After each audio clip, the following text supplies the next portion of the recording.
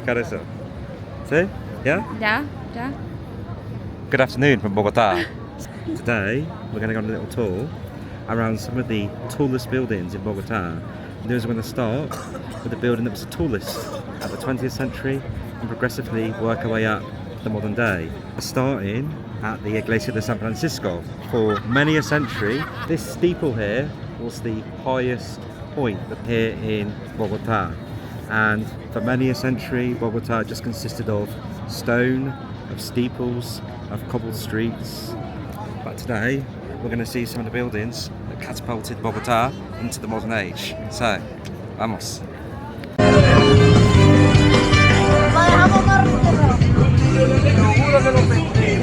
So this building in front of us might look quite modest, but it in fact catapulted Bogotá into the modern age. It's called the Edificio Cubillos, built in 1928. One, it was built to be close to the railway station, the Estación La Sabana. Two, this was the first building in the country to use reinforced concrete imported from America. Three, it was the first building to have a lift. People would visit it just to ride up and down the lift. Whilst it looks very, very modest in the context of all of the tall buildings around it, in fact, this building was groundbreaking at the time. Just to the left of the Edificio Cubillos, so you've got the Edificio Henry Faux, built in the 1940s in a more Art Deco type style, built by a Spanish refugee. Now, there were many refugees coming from Europe at the time. What's most famous to think about this building is not that it surpassed the Edificio Cubillos in height, but that very, very close to it is the site of one of Bogotá's most notorious events. So let's try and find it.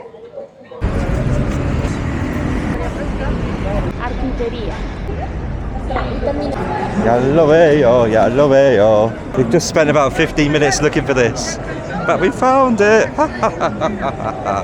Right, so just on the corner of this building, you can see the same McDonald's behind us.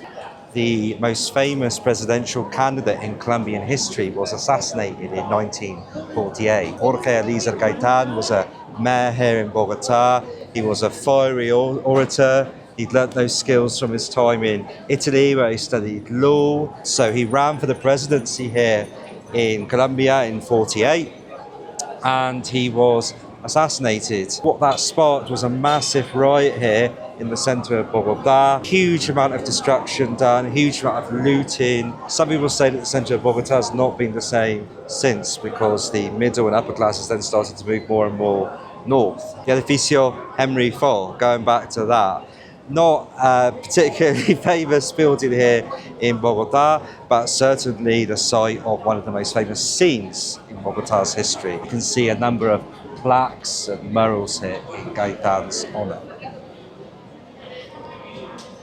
Right, so Gaitan's death would spark what's known in Colombia as La Violencia, a period of intense civil war between liberals and conservatives that lasted for many years. However, I think as well it's important to say that during that conflict, life didn't stand still. Businesses continued to grow, and a sign of that is the next building that we are going to visit.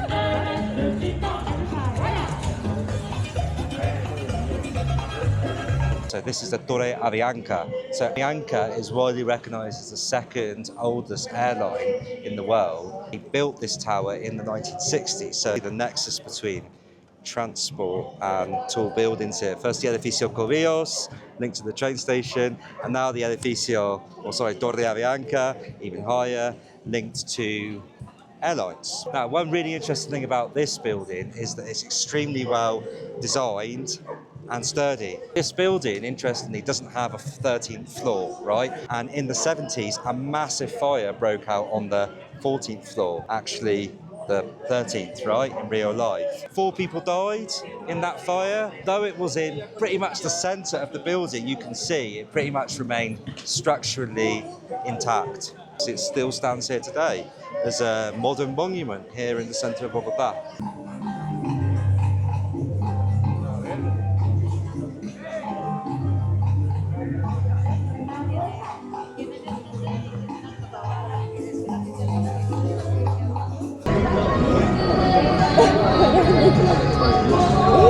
Just behind us, we've got what is now the tallest building here in Bogotá. It's called the Hotel Bacatá. This stands at over 300 meters tall. So in just under a century, this was built in the mid 2010s. You've got from 8 floors tall to 300 meters tall. Some interesting things about this building. It's the first skyscraper in the world that's been built just using crowdfunding. 3,000 small shareholders have got rights on that building. So this was meant to be a residential, hotel, business complex. It's only been partially complete, basically because they ran out of money. But it claims the title of tallest building here in Bogotá.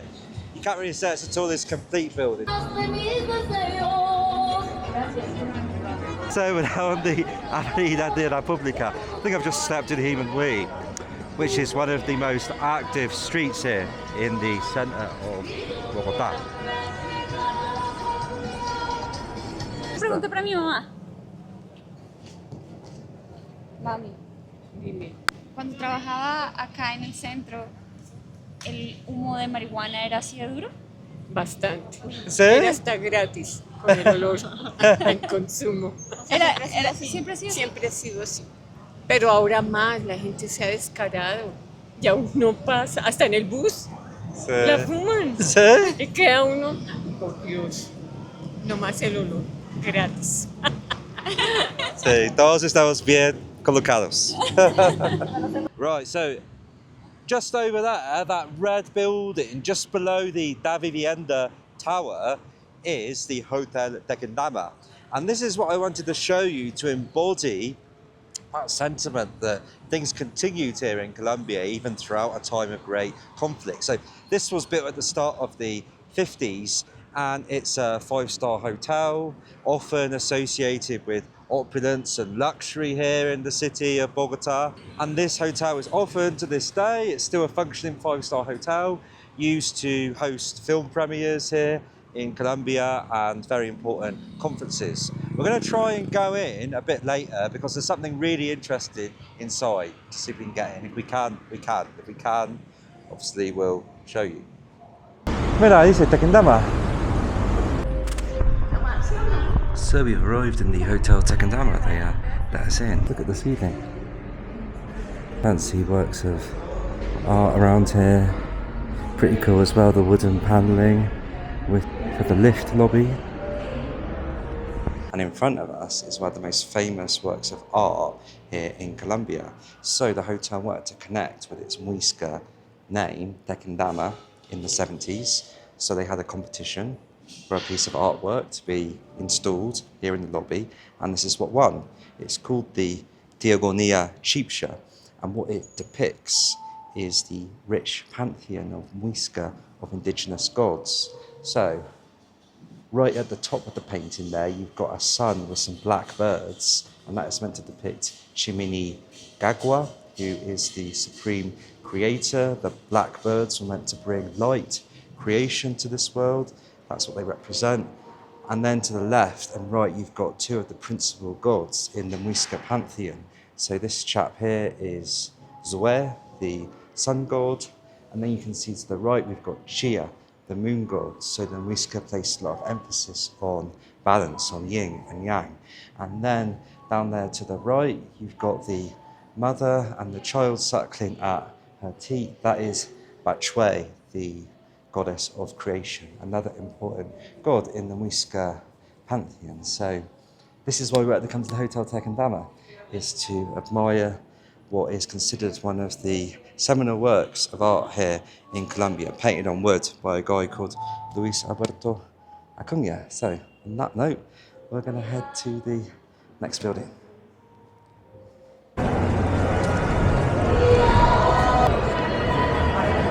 So in front of us here is the Torre Colpatria.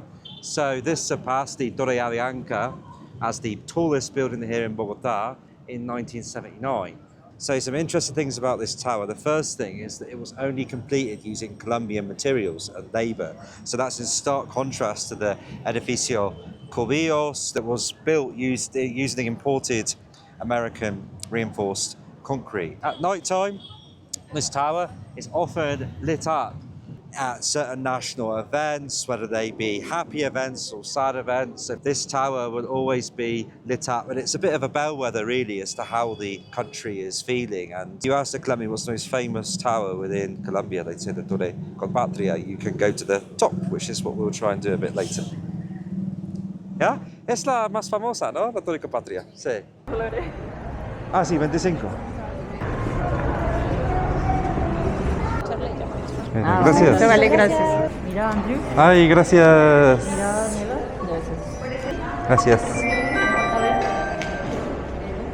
Right, so we're going up the Torre Colpatria. It's 49 floors tall, but we're going up to the 46th. And I've heard as well that this goes, gracias. This goes all the way down 50 meters as well. Such are the depth of the foundations. Another interesting thing about this building is that there's a competition every year and athletes will run up it, all 49 floors, and it takes the quickest ones just 6 minutes. Probably take me about 60.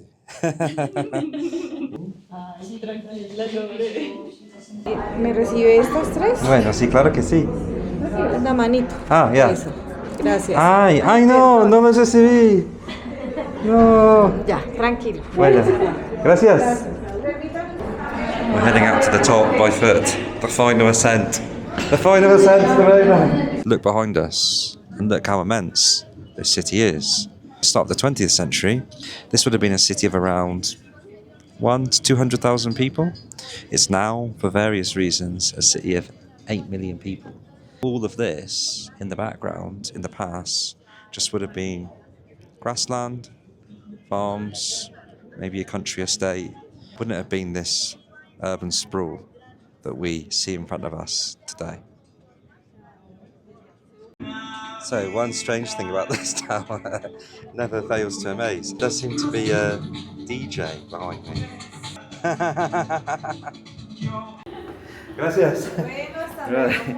So that ends our tour for today. We're now starting our descent, our slow descent of the Torre Colpatria, but we hope that we've shown you some of the often untold history here in Bogotá through these buildings, and I definitely recommend a trip to each of them when you come here. So that's for now. Ciao, ciao.